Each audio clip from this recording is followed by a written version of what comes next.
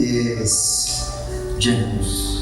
I think more than anything, generosity is the one trait that is very important in this industry, especially now. You're willing to share what you know, you take care of the people who are starting out. I do think that's rare. At tahimik lang yung trabaho ni Lee, walang problema. Tapos makikita mo na lang sa pag nag-edit, kung gaano kahusay, yung pag-iilaw, tapos yung director of photography, katrabaho niya rin yung production designer. Kasi yung dalawang yun, sila ang autor ng imahe, ng larawan ng pelikula. Kaya, in a real sense, they can be considered authors too of the film. Sabi ko sa kanya, nagkakalikod po ng camera, tumatumbling kasama ng ilaw.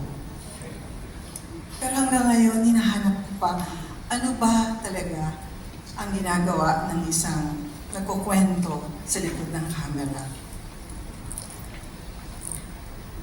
Mula po noon hanggang ngayon, unti-unti ko nabuo kung ano ang talagang ginagawa sa likod ng camera. Natuto po akong tumayo with honesty, hanapin ang kwento na galing sa aking puso. The truth that I want to say in the stories that I do.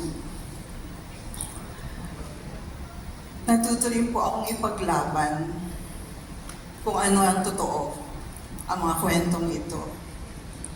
At sana nakikita po ito ng daddy ko ngayon.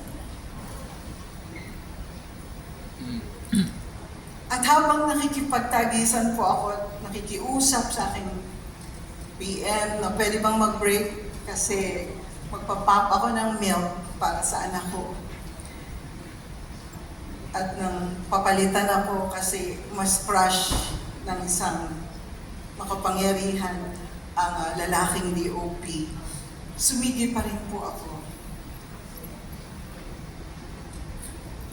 Pero ang greatest lesson po na pangatlo na aking natutunan ay ang spiritual intelligence.